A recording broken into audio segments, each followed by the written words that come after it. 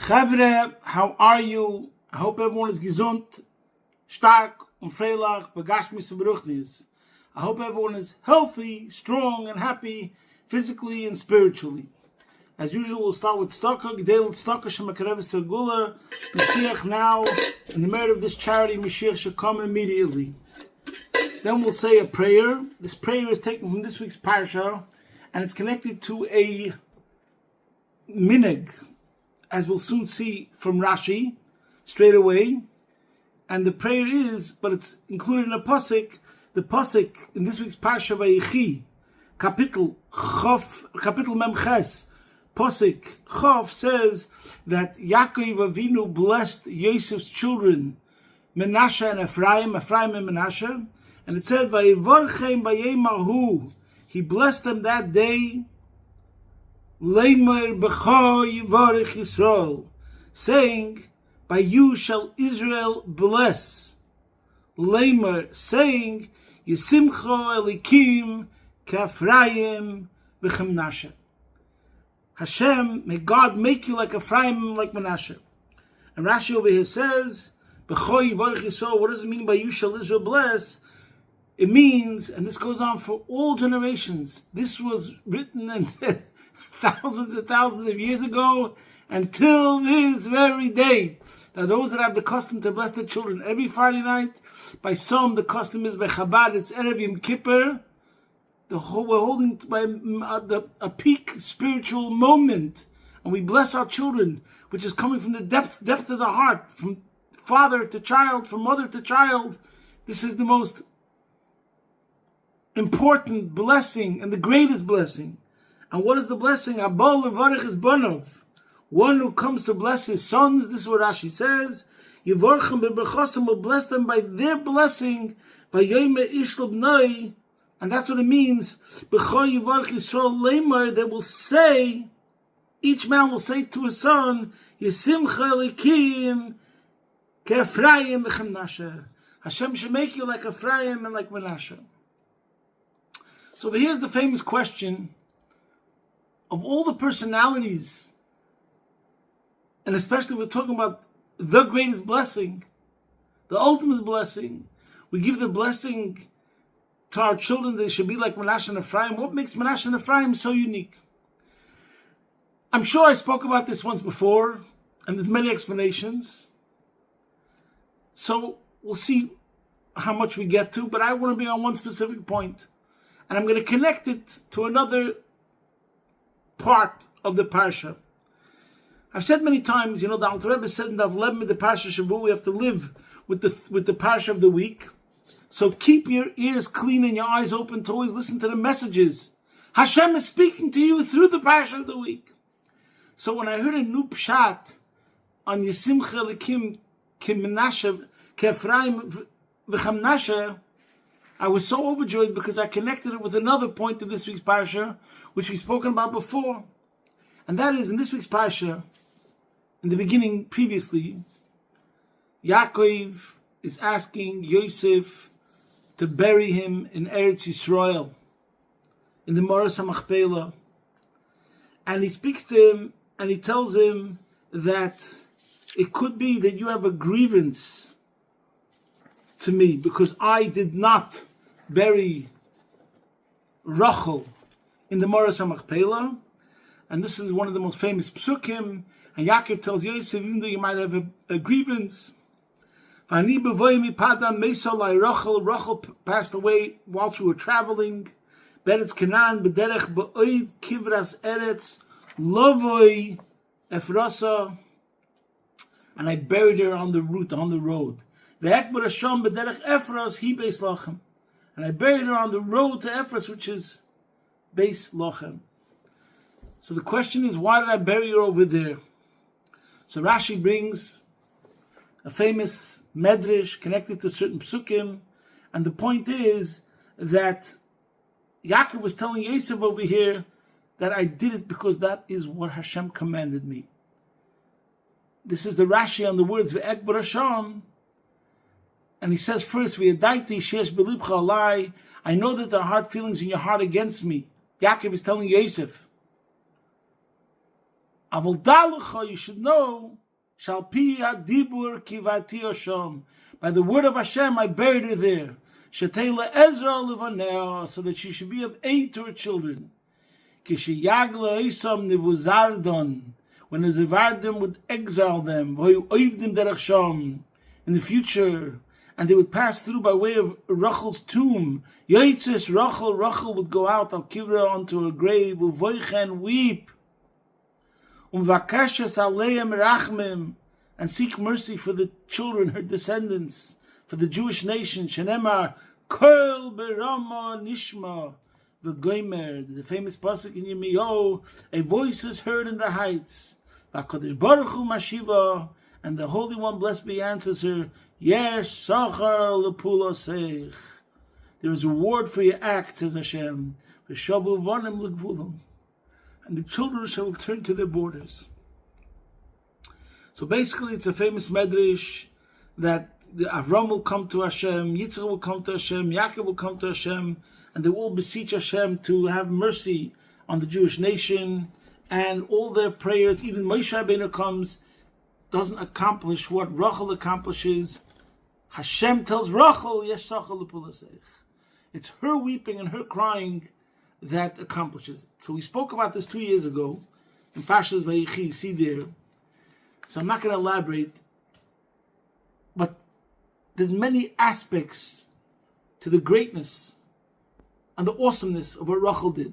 What was Rachel's chus? Why could she speak like this to Hashem? What's her merit that makes her greater than Avram, Yitzchak, Yaakov, and even Moshe Rabbeinu? Her merit was the story where Yaakov saw Rachel and wanted to marry Rachel. He was in love with Rachel. And he came to Lavan, Rachel's father, and Lavan says, no, you think you could just get her? You have to work for me for 7 years. So he worked for him for 7 years.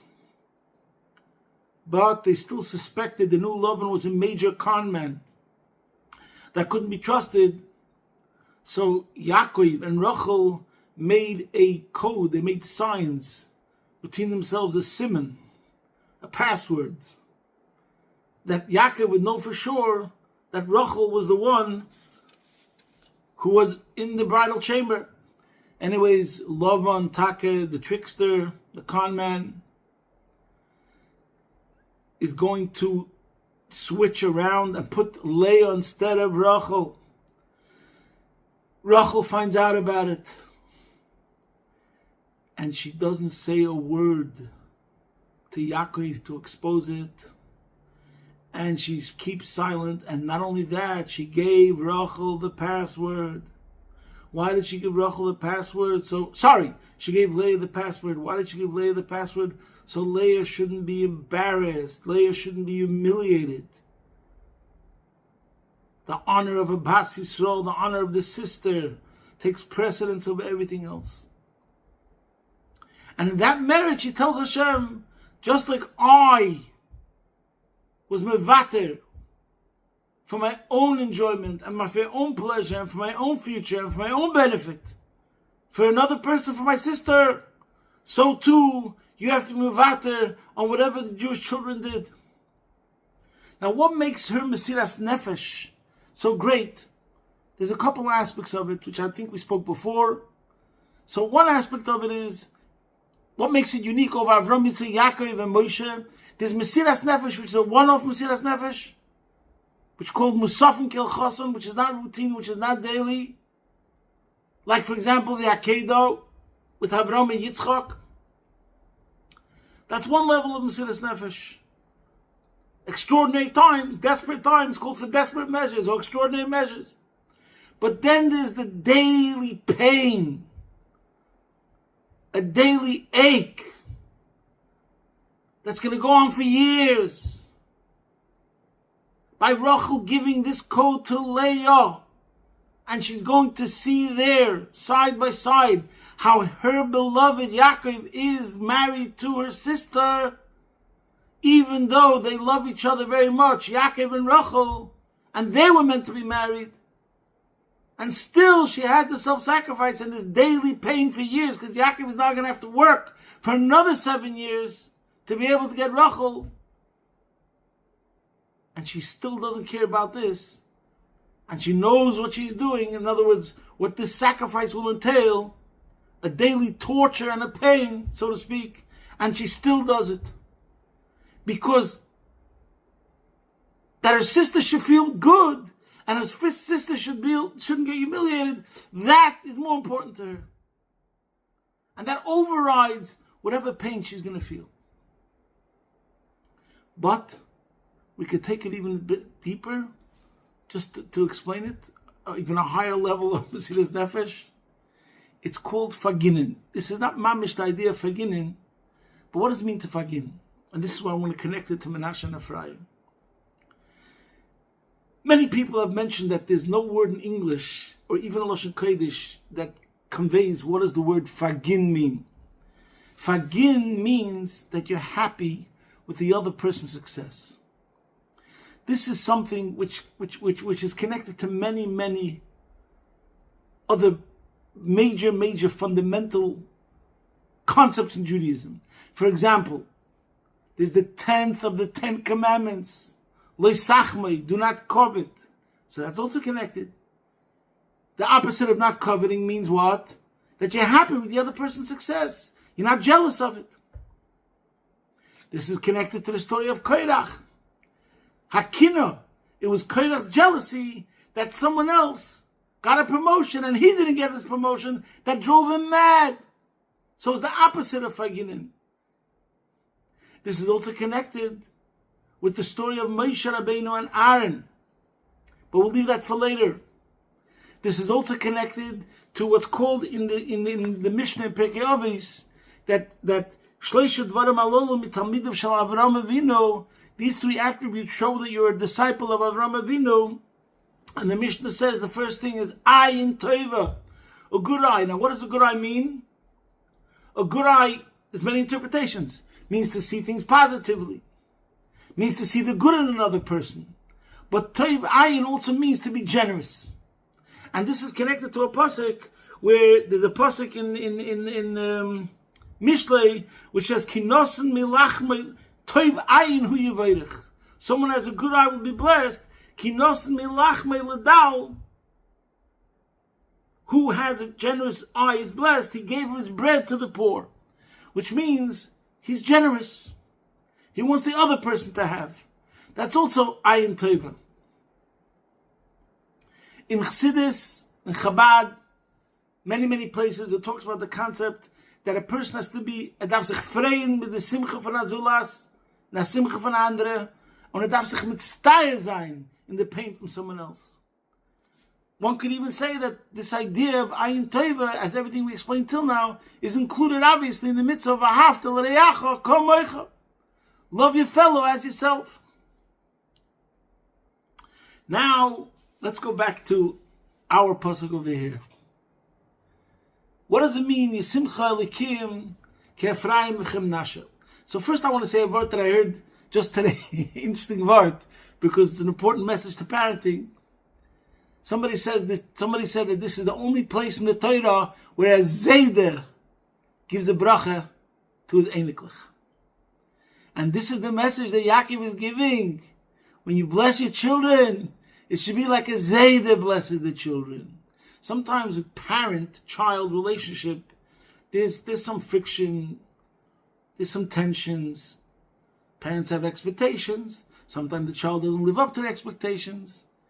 There might be some sense of dissatisfaction, etc., etc., etc.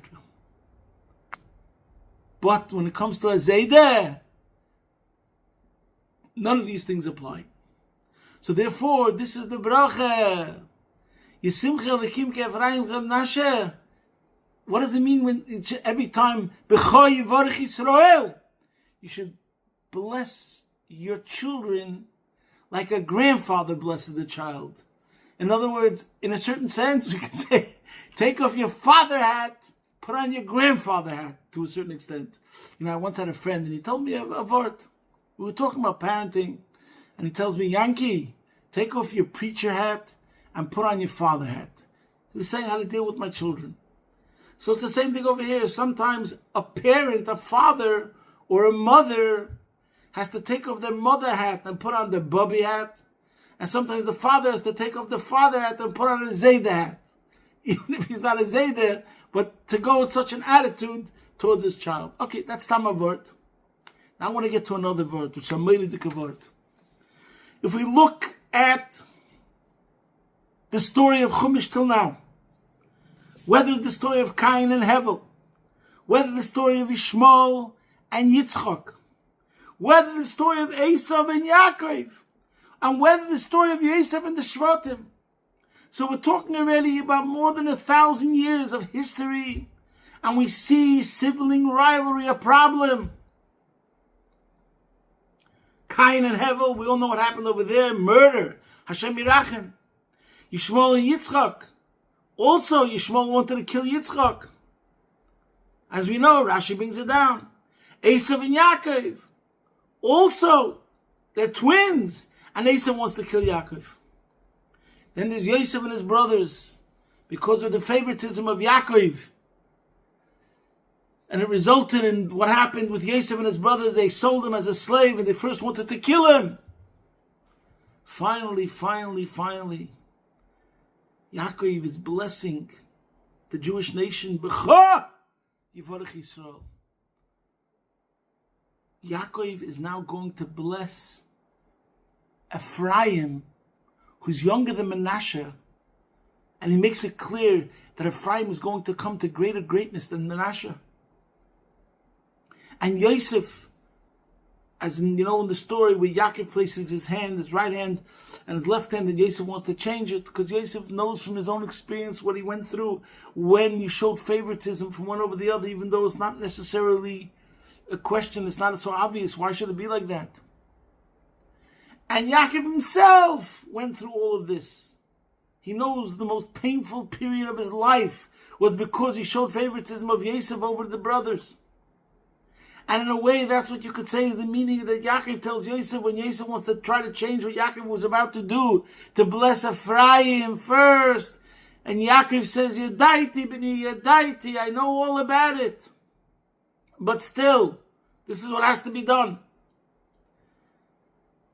And Yaakov, as he's about to do this, and Ephraim and Menashe see what's going on, and both Ephraim's ego does not become enlarged, like, you see, I'm special, I was chosen, I'm the preferred one.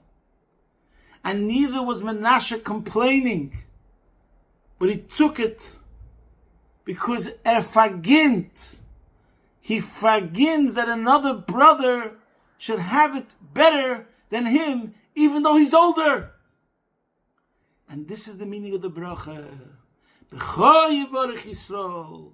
My bracha, Yisimcha Likim Ke'Ephraim Menashe.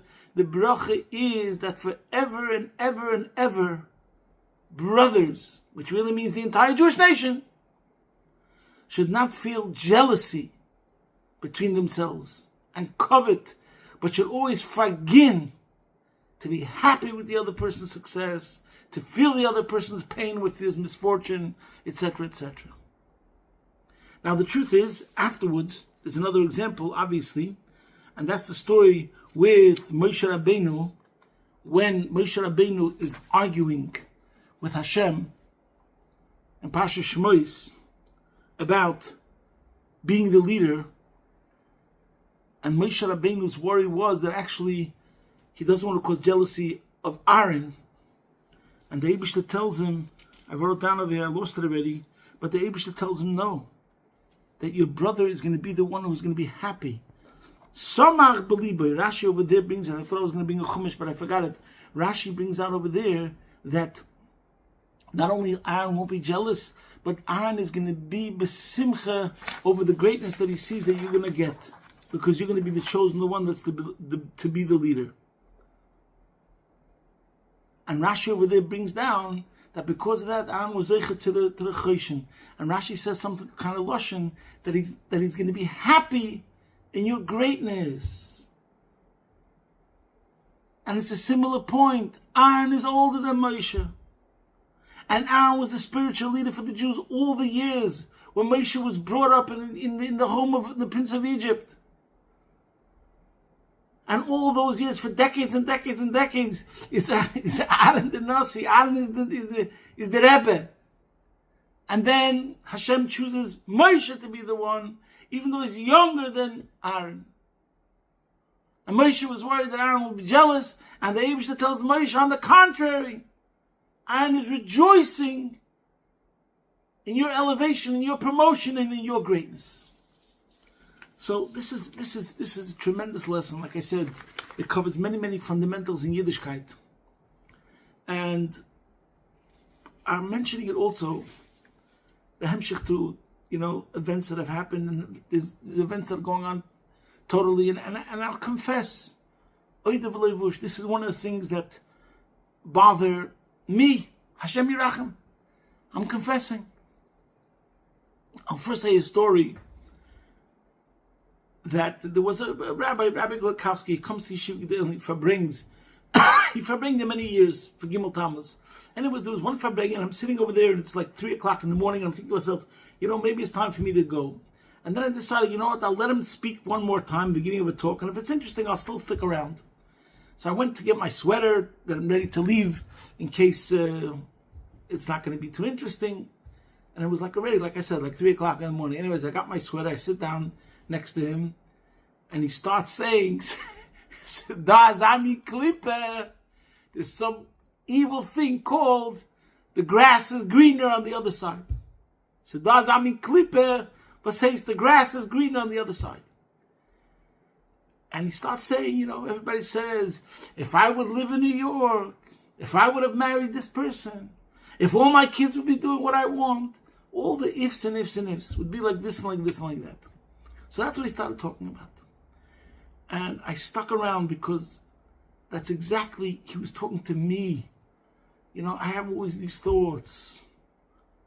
And it's really shows in a lack of betochen in Hashem, a lack of emunah in Hashem, a lack of living with Einid Milvadei. But it's true. We're not all angels. You understand? And therefore the thoughts that come into your head. Other people have better lives. And we can't understand it. And we don't know the answers. And each person individual, I first want to say clearly, I'm talking to myself now, every Yid should have kol, tuv, sela, b'toiv, and nigla. And there's no excuse why any Jew should not have everything good in this world. There's a yem, I forgot which one, he says it was kumtza azulas, davon alam u'olam b'tzchuzayin. Everybody deserves everything. B'noi yichidei shel melech malchem lachem HaKodеш Baruch Hu, a ben melech, that his father the melech could take care of every needs, and he should take care of mamish. But now I'm talking about my inner struggle to really fargin, which incorporates so many fundamental concepts in Judaism and Chassidus. If you really believed that everything that Hashem does is for the best, so then it's the best. Whatever is going on in your life, with your children, with your marriage, with your business, with your health, is custom made. Of course, you're allowed to daven that it should be better, because as a tutvei shreitman, if it's painful, you cry out. But that's one side of the coin. The other side of the coin is keep on toiv ayin hu yevorech, and this is the ultimate blessing. Don't compare your life to other people's lives. Just mainly focus on how you can make things better for yourself if you're finding it very, very difficult. But be a toiv ayin. And then Hashem will also bless you more. B'toiv hanirev hanigla. We spoke about this in the past. I also believe, by the way, that this is also connected to the Mishnah of Balkor Chatachai. Balkor Chatachai means not only that you're alive, but Balkor Chatachai is a message about the circumstances in your life. Every single one of your circumstances is a reality. And in many cases, some part of this reality means to accept this reality. I'm not saying you can't change, Useshuva, usefilo, utzedaka, mavinus reagzera true. That's one side of the coin. But there's another aspect where you have to look at certain circumstances in life and say, es ist gut, und es wird noch besser. And again, I'm talking to myself. Somebody once said a good line, I like this. He said, the grass isn't greener on the other side, it's greener where you water it. It's a good message. In other words, don't focus on the grass is greener on the other side. Focus on your grass and keep on making deposits. Keep on making investments. Water it. And we know, Chazakal Tamula Sheni Chazeres Reikom, Hazoirim Bedimo Berino Yektsoiru. Hashem should reward everyone that they should see the fruits of their labors b'teiva and nigla. So this is my message, especially in relation to what's going on in the world. We should all practice a bit more this midah of Faginen, and this is connected also. This week was Asara B'Tevis, which said that the Churban Beis Hamikdash came because of sinas chinam. Obviously, jealousy is included in that. So we have to do the opposite of avas chinam, and there's no question about it that if we will increase in our avas chinam, so then, as the Gemara said, since the whole Churban came about because of that, so the Eibusher should help that we should be faginin to everyone else, fagin. And we got the double message from this week's parsha, both from Rachel and both from Nash and Ephraim, that as we will increase in our avas Yisrael, it will bring about the Gula Mitzvah Shlema, take it from Yad Mamish, posting from my home, Be'ez Hashem Yisbarach, your man in Melbourne.